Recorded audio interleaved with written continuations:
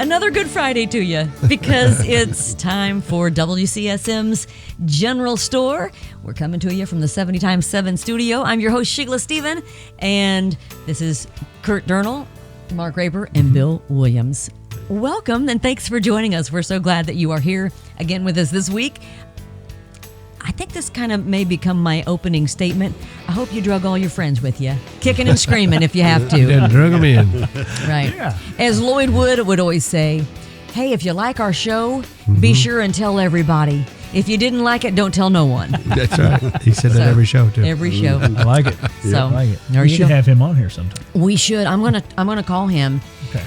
Maybe I shouldn't say that. He'll stop at taking phone calls if he sees an odd number come up. Right. No, yeah, I think I'm going to give Lloyd a call and see if we can get him on. He's he's not just a local. He's a national treasure. I think He is. Mm-hmm. He's still out there getting it too. Oh, yeah. He's like My brother still performing. plays in his band. Yeah, playing quite a bit. He's so good. So good. So, yeah, welcome. We're glad to have you back on this Friday. We've got a great show for you. A really big shoe, as Ed Sullivan used to say. So, I just have been wanting to talk to you all about this for a few weeks now. So we're all parents. But the three of you are extra special parents because all three of you, you and your wives have adopted. So I'd love if you wouldn't care to share a bit of your adoption stories with us. Would you care to do that? Wouldn't mind a bit. I think who did it first? Bill maybe, or you, Mark. maybe Mark. I think it Okay. might have been Yes. Bryce first. 02. Yeah, when was it? Yeah. Probably about 20 years ago. Okay. Yeah, it's 20. Bryce just celebrated in November his 20th birthday. Well, Bill, you never go first on anything. Oh, Yeah, Why so don't you go go? So tell us just a little bit about your adoption story. Well, I always like to say that he adopted us. I mean, Yeah. we started out as foster parents for Nice. Jordan, and we kind of grew together, and it worked out real well. Now, how old was he when he came into your home? 2.5. Oh, so he was young. Oh yeah, he's just a little guy. He's a little guy. Had to have some surgeries done, you know, but it worked out well for all of us. Good. He's a good kid. Absolutely. I mean, and down deep. Yeah. That's for sure. And the boys got to spend a little time with him. They were all growing up about the same age together. That's for sure. Yeah, it was a great story. Now, was he related? Yes, he was. He was my nephew's son. Okay, yeah. And him and his wife had some issues and wasn't able to keep him. So. And you and Mary Ann stepped in and saved a life. Yep. Really? I believe we did.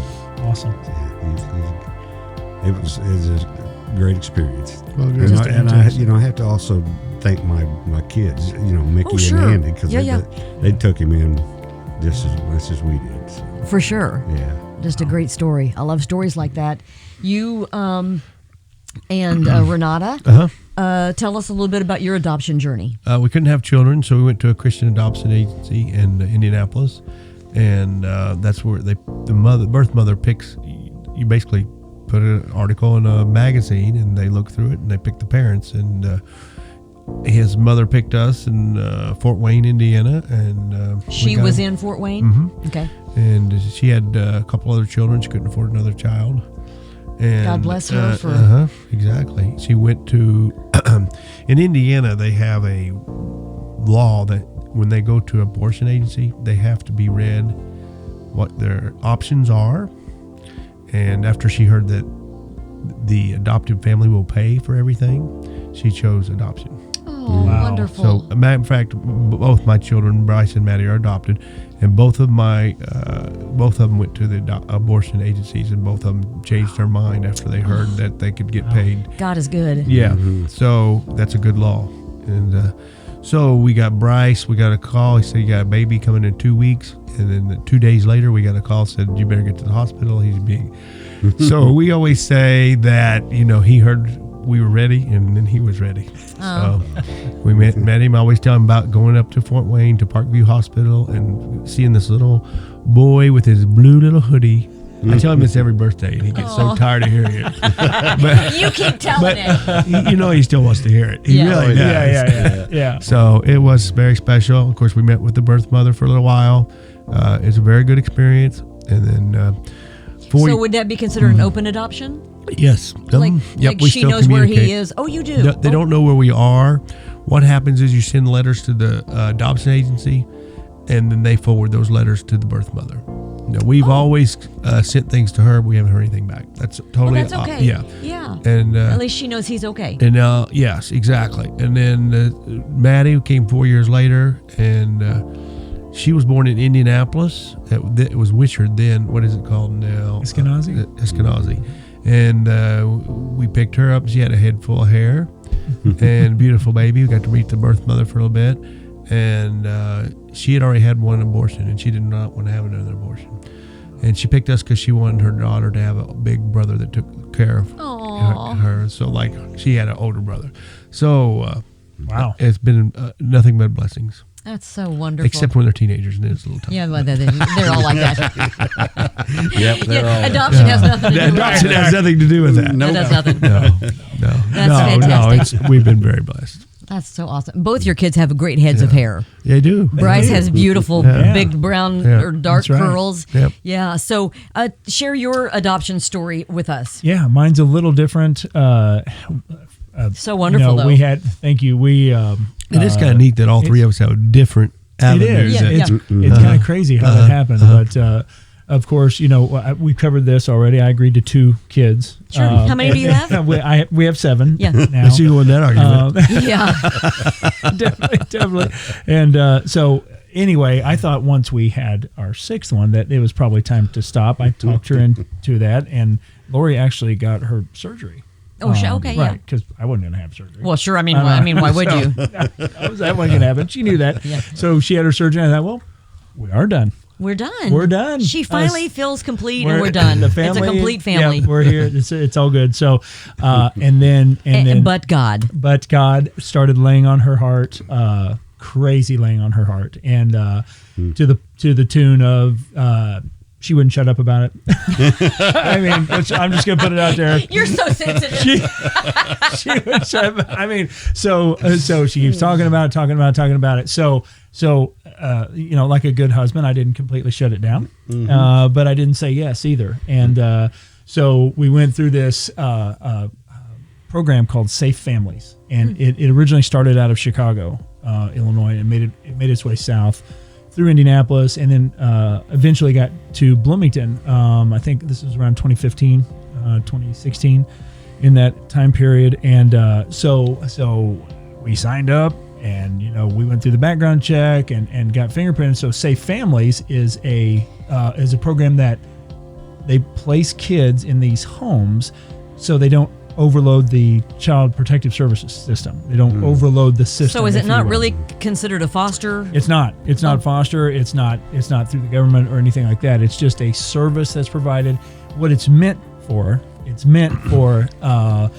mom needs a couple weeks to get things together in the new house or the new apartment that she's renting, or grandma and grandpa are going to take over, but they need some time. Sure. Can you take this child into your home for a couple weeks, right? No problem. Couple weeks. We're good. I can handle that, right? Oh, yeah. Is that Yeah, there you go. what's one more, right? And you're thinking it'll be good. This'll make Lori feel better. Yes. And it'll just be a Yes. couple weeks. And I was thinking she's going to get to where she doesn't want to do this anymore. She doesn't Right. want Oh, to. yeah. Right. I see. It's Yeah. going to be too much for her. Right. You know, like I thought. There's no I way was- she can handle one more. I was banking on the pain of childbirth, slowing her down a little bit, but. Then there was some procedure that they do at the hospital. That what's that called? That big shot. Epidural. Thank you, thanks a lot, Miss Dr. Epidural. But anyway, so I've never been there and saw that, but I knew the name. How's that happen? Yeah. And he doesn't. bud. He doesn't and has had 6 kids that way. I paid for 6 of them, so I should know that. You're right. But yeah, so That's probably why he has 6. Yeah. He had no clue what Maybe was going he on. got one. so Right. what's really funny is about that is I did agree under duress on this because I'd had an outpatient procedure. This is no joke. I come home on the way home from this outpatient procedure. I'm still under. Lori has picked you up. Yes, she's driving me home, and she says, I do remember her asking. She says, "Say family has a child. Can we take it?" And I was like, Okay, stop for just a second. Lori Well done. Well played, Lori. Bravo. She's so good. She's so good. So I say under duress or under epidural, Right, whatever right, it was, right. I agreed, and next thing you know, Aria Grace showed up at our door, and it was great. It just was a blessing. It felt so good to be able to take her and care for her while her birth mom was preparing. And 2 weeks turned into 2 months. And Now, did she ever go back? Did she go back and forth, She or did it did. just was? she did on a few occasions. She went back to the birth mother, and the birth mother was not in a position in her life at that time to care for Aria. And so it just kept happening, and it kept happening. This is how God works. I'm going to try to keep Keep it together. I'm going to try to keep it together. It's hard. Deep breath, and you can't. It's okay. So, January turns into August, and finally, Safe Families says to the birth mother, "Here's your child back."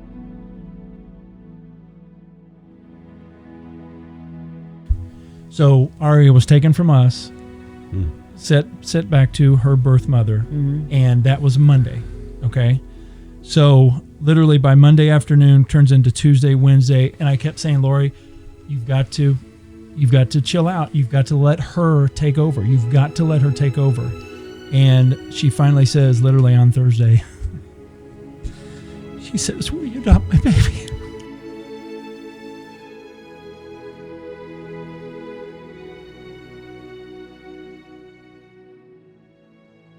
She came to that conclusion and says, "Will you adopt my baby?" We called an organization here in Bloomington, and they said, "Be in Indianapolis tomorrow at noon." It was that fast? Just like that. Monday turned into Friday, and we took her home Friday afternoon. So As yours? no more stories that make me cry, Oh, please. no, this is so. So No, that's so precious. yeah, so Monday turned into Friday afternoon, and Indiana law, it's wonderful for those who are looking into adoption, because I guess way back when it was left up to chance. If you adopted, then the biological parents could come back someday and fight you to get their. Oh, You can't do that in Indiana. Indiana is one of the most pro-adoptive states in the nation. Yeah, it's Very good. amazing. that makes me so proud amazing. to be a Hoosier. I did not know that. It's amazing. It really See, is. on both, I didn't mention this earlier, but on both of our cases, since the birth father was not named, we have to wait 30 days by Indiana state law. You have 30 days for the father to come forth, even after you have the that baby. had to be a long 30 days. It's a long 30 days. But after that 30 days, He has no rights. Done deal. can't do anything. Yeah. They said in Indiana, they say if you're in the business of making babies and you don't know about it 30 days after the birth, you didn't care that much about the baby. Yeah. So Now, are those laws still on the books in yes. Indiana? Yes. Oh, praise Yes. God. Okay, that's I'm good. telling you, and the attorneys that we used literally worked with the legislature to write the book. So when you say they wrote the book on it, they literally wrote the book on this Yes. and laid it out, because they had been Yeah. doing this for years. And Yeah. they said, "Hey, you can't encourage folks to adopt if this is going to happen. They're going to come Right. back and try to take their child." Right, Right. yeah. And so they got that taken care of, and Yeah. it was amazing. It really was. And then the process, but at that time, on that Friday, the birth mother could not change her mind. Then Right. once they sign her over, boom, now it's off to the you remember all the background checks, the letters of referral that Yeah. you had to get. I mean, that process took a while. Yeah. But the judge threw the gavel in November, and we call that, well, we've got a lot of days, but we call that Durnal Day, when she actually became a Durnal on November 15th. And we celebrate that every year. We go somewhere, we do something, and she gets all fired up about it. And so- all of her brothers and her sister were so thrilled. Oh, my gosh. They loved her from Yeah. Oh, my gosh. the first day. They were wonderful about it, because Yeah, they were. they didn't have to be. You Yeah, know, right. I mean, just in your situation too. Yeah. So they could have made that very difficult. Yeah, sure. For us, Yep. but they didn't. Kurt's so. bringing up a lot of memories for me here. There's no better day than that day that you go up to Indianapolis. It's a family event, and my parents were there, my wife's parents were there, brothers and sisters are there. and it's so formal at first. They go through the formal procedure, Right. And then after it's all over, they go, "Okay, let's party." They do. They say, "Bring her up, get up here." The judge is like, "Come on, let's go get pictures." Yeah, yeah. They take pictures. Yeah, It's wonderful. it And is. the judges love Oh, those yeah, days. yeah, they love those days. Those are good days for them. Those Yeah. are fantastic days. So. I've talked,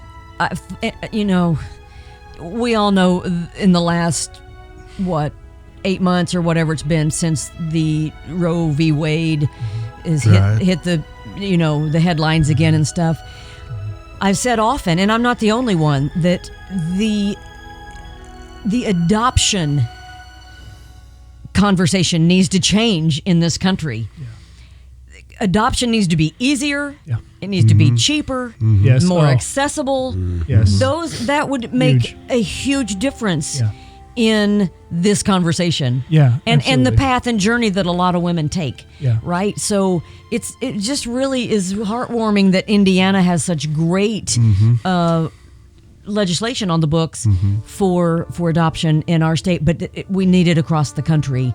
Adoption just needs to be A good option. It needs to be a good And I will option. It needs tell to be you, better. The attorneys that we went through in Indianapolis, I'll never forget this. The attorney said, he just basically said, what can you give to do this? And I was like, and he said, it doesn't really matter.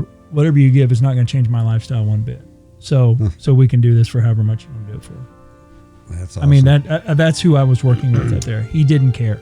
Wow. He did not care. So you talk about finance.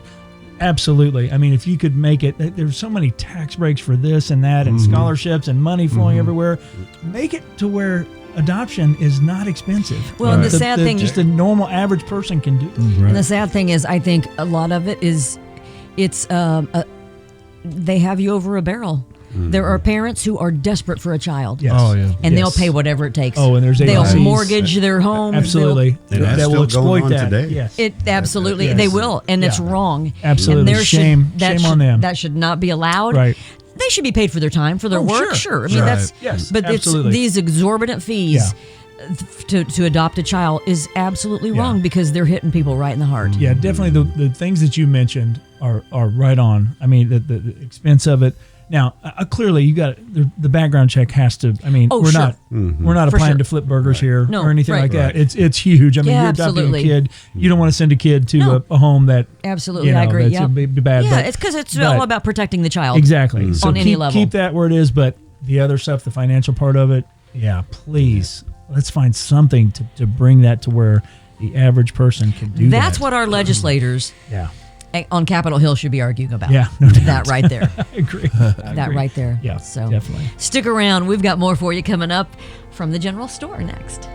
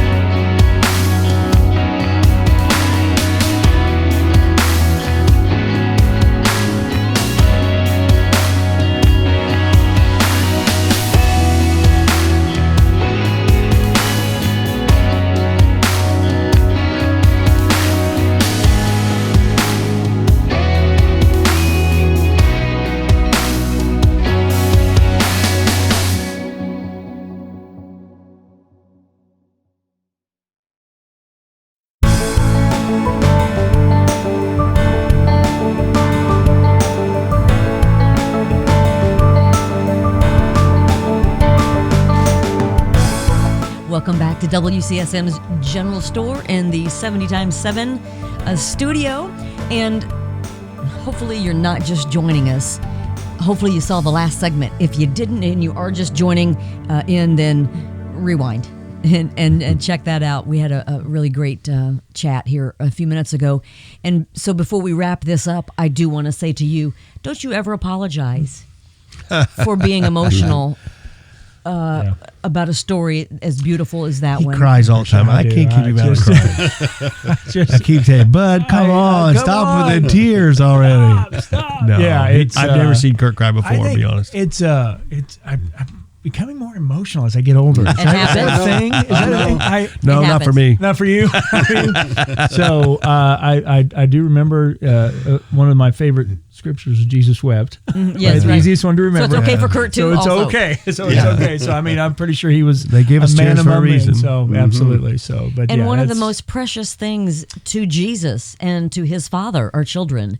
And so the fact that you got emotional over that, he understands. I appreciate that, and I think too. I remember you guys were a part of that too when that was going on. Yeah. I remember talking to you guys at the show or texting or on the phone, Sure. you know, and then we had a right when we were adopting Aria, we had a terrible case over in Spencer that was involved a child her age, and that was tough. And I gave a press conference over there, Yeah, and, that was and so. just about lost it over there too. So That was a bad. that was a bad story. one. So, but yeah, there was a lot of good come out of that, and it's been wonderful. It's been a blessing.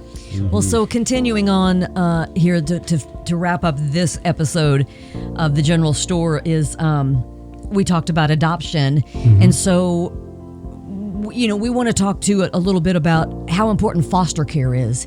And I don't know about you all, but now you and Marianne actually fostered Jordan, Yes. and then adopted him. It was considered a foster care. Right. I've had several friends who have been foster parents, and wow, I mean, it takes special people It to really foster. does. Oh, It's my gosh. hard. It's Yes. hard work. Because a lot of times these kids are coming from really broken homes, broken situations, Rough environments. rough environments, maybe some substance abuse, alcohol, fetal syndromes, all the things, things like that. And these foster parents just love them Yeah. Right. and give them a safe place. And a lot of them end up getting adopted, by their foster parents. My grandparents, my dad's mom and dad, my mom and Papa Dorothy, they were foster parents way back, and ended up adopting my Uncle Johnny Bob. So foster care has always been a big deal in our family because we knew how important it was and how special it was. It's a great way to grow your family and to love and care for children who might, who need saved, really. So we would just encourage you to check into that. Check into fostering. Yeah. What a blessing that must have been. It is. It's especially in true. your case. Yeah, it was Led great. right in. Yep. Him being a relative, it made it even that much more special. Absolutely. So, Yeah. but I told Marianne, I said, we got to stop here. We're going to end up competing with the Durnals. Yes. It can happen, Bill. It can Yeah. happen. I thought I was done. Yep. Right. I had a surgery to prove it. Right. Exactly. Or I had a surgery. A bill statement. Bill You had a statement. doctor I had statement. a statement to prove it. Right. Not mine. So Curt has a starting 5 and 2 cheerleaders. Yeah. That's right. Almost a baseball team. I know. That's what I'm Almost. saying. Almost. Close. Yeah. we kept wondering if he just didn't realize how it was happening. Right. I mean, Right. Who knows? I mean, luckily these you figured it things, out, you and know, so They changed the water. yeah, right. So, fostering, very important, but also there are other, and I love these, and I've wanted to have one here in Bloomington if I even have to spearhead the effort to raise the money to have it happen. They're called baby boxes. And there are, I think you said 92 in the state of Indiana. So can you right. talk a little bit about that? So Indiana's safe haven law went into effect, I think, in 2017, and basically it enables a person to give up their child Anonymously. anonymously. Yeah, completely anonymously. And we've all heard the stories. We've all heard the horrific tales, of mothers who are in desperation. I mean, they don't know where to turn. They don't know what options are out there for them. They don't know the resources. So they end up doing things that is not very good judgment. And these children are left out in the cold, or somewhere they're abandoned somewhere. It continues to happen. So to offset that, as a countermeasure, these baby boxes have been set up, and they're fantastic. They're set usually at a fire station or at a community center or somewhere at a hospital, Right. Maybe somewhere like that. But they're temperature controlled. It's like an incubator. They're, it's the child will stay warm. All the parent has to do literally is walk up to the baby box and put the child in. I don't think there are cameras or anything. No. Yeah, because so There's you're total anonymity. complete anonymity. This is not against the law. This Right, is not right. against the law to do this. The law protects you exactly if you'll do this. Exactly. To newborns up to 30 days, I think. 30 days. So you place the child in the box, you shut the door, and immediately after that, there's a notification that's sent to 911 So it's wired some or what type, have you. Yes, exactly. So they know something has been placed in the box. So and immediately the child is taken care for, taken to a medical facility, checked over, and then is placed and hopefully adopted after that. So I mean, it is a wonderful, such a great decision of those who have used. In fact, 21. I'm just reading here some of the stats. 21 infants have been placed in baby boxes since 2017, and 125 surrenders of children have been resulted through the Safe Haven Baby Box hotline. So just a phone call, just a phone call. So that's over and above the 21 that were put in the Exactly, boxes. exactly. These were actually people who called. Exactly. So you've got, so you do the quick math there. Lots of babies who would have otherwise probably perished. Right, I would say. yeah. So the Safe Haven Baby Box hotline is 1-866-99-BABY-1. So the hotline is there 24/7. Ready to go with staffed, licensed counselors to take you through every single step of what you need to do, how this can happen anonymously. All this is anonymous. And like I said, this is not against the law. And we're talking Indiana, of course. So Right. Now, and we can link the website and the phone number in the description box below the YouTube video. yeah, So we will definitely shoot that up on the screen. We'll get Mike to do that for us. The website is SHBB, so Safe Haven Baby Box, shbb.org. And they also have a place where you can go to see the locations as well. So Okay, very again, good. 92 in Indiana. There was one in Monroe County. It's not operable now, but they are hopefully getting that worked on. And I know that's something that you have a heart for. Yeah, right I now, need so. to. Yeah, we need to dig into that a little bit Yeah. and see if there's maybe there's something we can do to help get it moved. Yeah. Because I believe it was at the 4th Street, Fire the old station. 4th Street Right, fire station, right. which Flooded. is defunct. It was. It's no longer operable. yeah. And neither. But is the baby box is still It's still there, there, and yes. it's just not being used. Right.